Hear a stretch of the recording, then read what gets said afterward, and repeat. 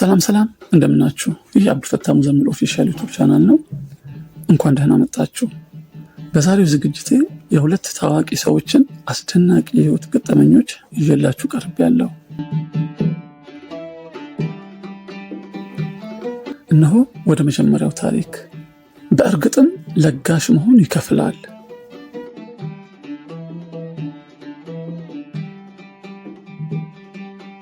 ደስታን በልግስና ውስጥ ያገኙት የዓለማችን ቁጥር 1 በጎ አድራጊ ሼክ ሱሌይማን አልራጂህ ይባላሉ።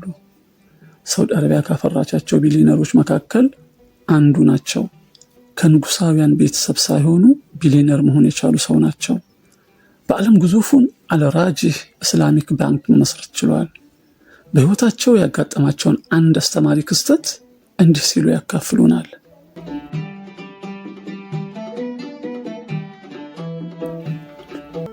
በልጅነቴ እጅግ በድህነት ውስጥ ነው ያደግኩት። ቤተሰቦቼ ድሆች ነበሩ። በአንድ ወቅት ትምህርት ቤት ተማሪ ያለው ትምህርት ቤቱ የመዝናኛ ጉዞ ስላዘጋጀ በዚህ የሽርሽር ጉዞ ላይ መሳተፍ የሚፈልግ ሁሉ 1 ሪያል ማዋጣት እንደሚጠበቅበት የትምህርት ቤቱ ርዕሰ መምህር አስታወቀ። እኔም በዚህ ጉዞ ላይ ለመሳተፍ እጅግ ስለጓጓው ለወላጆቼ 1 ሪያል እንዲሰጡኝ እያለቀስኩኝ ጠየቅኳቸው። ነገር ግን ወላጆቼ ከእጅ ወደ አፍ የሆነ ህይወት የሚኖሩ ምስኪኖች ስለነበሩ ይህን 1 ሪያል ስለሌላቸው ሊሰጡኝ አልቻሉም። የጉዞ ቀናት መቃረቡን ተከትሎ 1 ሪያሉን የሚሰጠኝን በማጣቴ እጅግ በጣም አለቀስኩኝ፣ አዘንኩኝ። ለጉዞ 1 ቀን ሲቀረው በትምህርት ቤቱ የወሰድነው ፈተና ውጤት ደርሶ ስለነበር የፈተና ውጤታችንን ስንቀበል ከሌሎች ተማሪዎች የላቀ ውጤት በማምጣቴ ፍልስጤማዊ የሆነው መምህራችን ተደስቶብኝ በተማሪዎች ፊት አስጨብጭቦ ውጤቴን ሰጠኝ። ለማበረታታትም 1 ሪያል በሽልማት መልኩ አበረከተልኝ።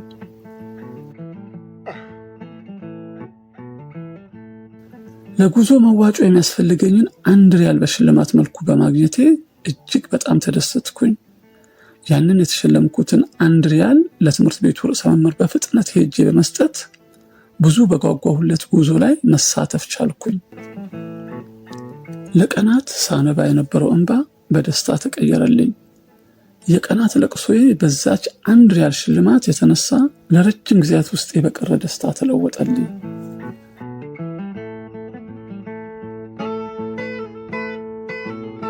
ጊዜያት ነጎዱ። እኔም ትምህርቴን አጠናቀቅኩኝ። ጠንካራና ታታሪ ሆኜም በስራ ዘርፍ ላይ ተሰማራሁ። ያለ ጸጋ ብዙ ነውና ስራዬን በረካ አደረገልኝ። ጸጋውንም በእኔ ላይ አንቧቧልኝ። ከትንሽ ስራ ተነስቼ በሳውዲ አረቢያ የመጀመሪያው የሸሪዓ መር ባንክ በመመስረት በመላው ሳውዲ አረቢያ ቅርንጫፎቹ በዙልኝ። በአንድ ወቅት በልጅነቴ ተማሪ ያለው 1 ሪያል የሰጠኝ መምህሬን በማስታወስ በወቅቱ የሰጠኝ 1 ሪያል ሽልማት ነው ወይስ እርዳታ በሚል ከራሴ ጋር ሙግት ውስጥ ገባው። ራሴን ደጋግሜ ጠየቅኩኝ፣ ግን ፈጽሞ መልስ ላገኝለት አልቻልኩም። መምህሩ ያንን 1 ሪያል ሰጠኝ ምንም አስቦ ቢሆን ለእኔ ግን በወቅቱ የነበረብኝን ትልቅ ችግሬን ቀርፎ አስደስቶኛል። ያንን የደስታ ስሜት ደግሞ ከኔ ውጭ ማንም ሊረዳው አይችልም ስል ለራሴ ነገርኩት። ውስጤ ለሚመላለሰው ትዝታና ጥያቄ ምላሽ ሊሆነኝ የሚችለው ይህንን መምህር ካለበት አፈላልጌ አግኝቼው ስጠይቀው ነው በሚል ወደ ቀድሞ ትምህርት ቤቴ በመሄድ ፍልስጤማዊ መምህሬን ማፈላለግ ጀመርኩኝ። በአላህ እገዛ መምህሬ ያለበትን ቦታ አፈላልጌ ማግኘት ቻልኩኝ። እሱን ለማግኘትም ቀድሜ የተዘጋጀሁና ወዳለበት ስፍራ አቀናሁ።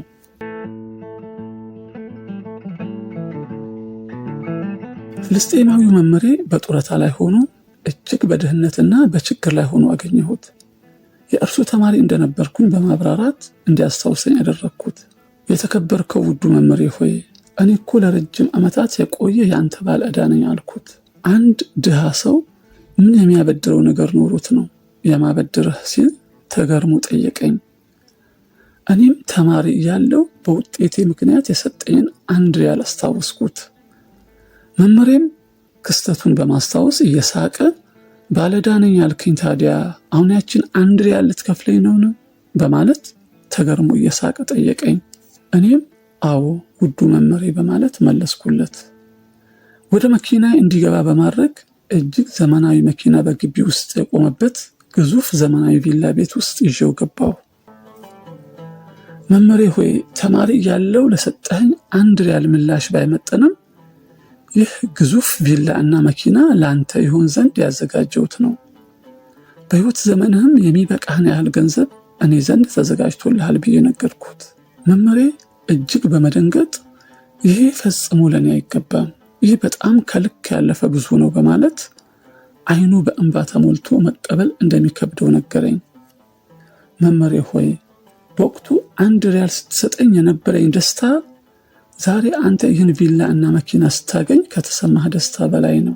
የዛኔ የነበረኝ የልጅነት ደስታና ሐሴት ዛሬም ድረስ አይረሳኝ በማለት ለመምህሬ ስጦታዬን አበረከትኩለት ይላሉ ሼክ ሱሌይማን አልራጂ።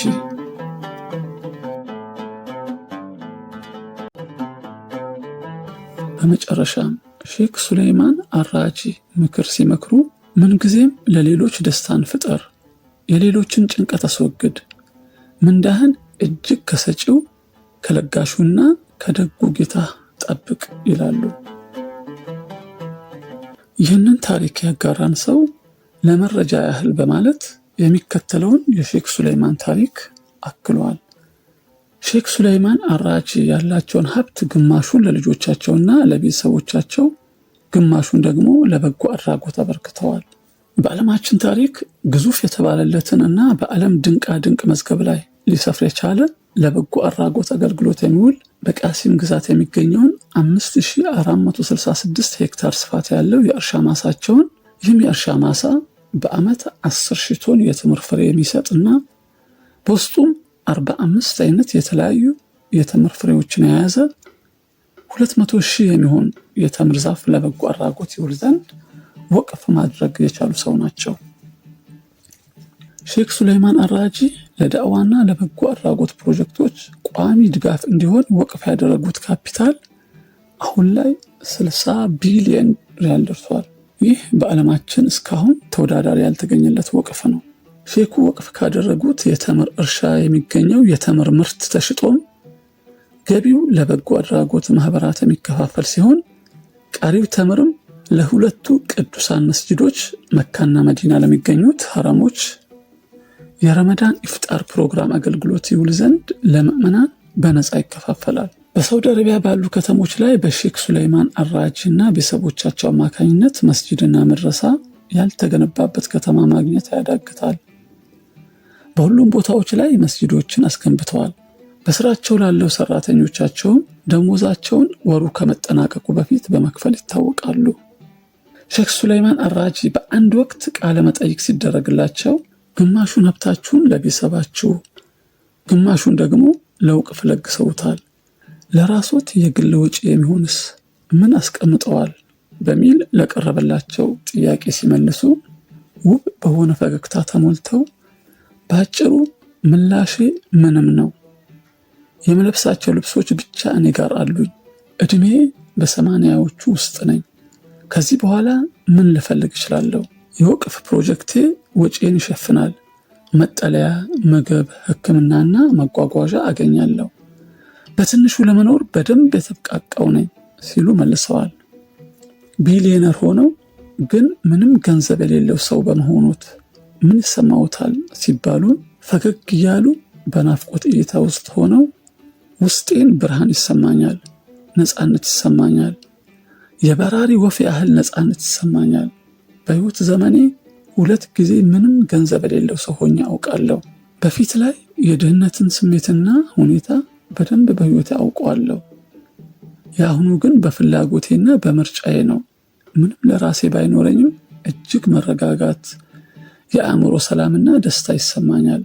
ሀብት ሁሉ የአላህ ነው። የእሱን ሀብት እንድንጠብቅ ነው የተሰጠን። አሁን ላይ ጌታዬ አላህ ሲጠራኝ ያለምንም እክል ጥሪውን መመለስ እችላለሁ። የታዲያ እንዴት ያለ እፎይታና እረፍት የሚሰጥ ነው በማለት አስደናቂ ምላሻቸውን ሰጥተዋል።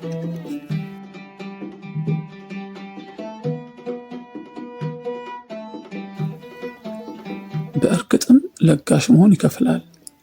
አላህ ከችሮታው አሁንም ይጨምርላቸው፣ ለእኛም የመለገስን ልብ ይወፍቀን በማለት ይህንን አስደናቂ የህይወት ገጠመኝ በፌስቡክ ገጹ ላይ ለጠፈው ታዋቂው የእስልምና እምነት መምህር ኡስታዝ አቡበከር አህመድ ነው።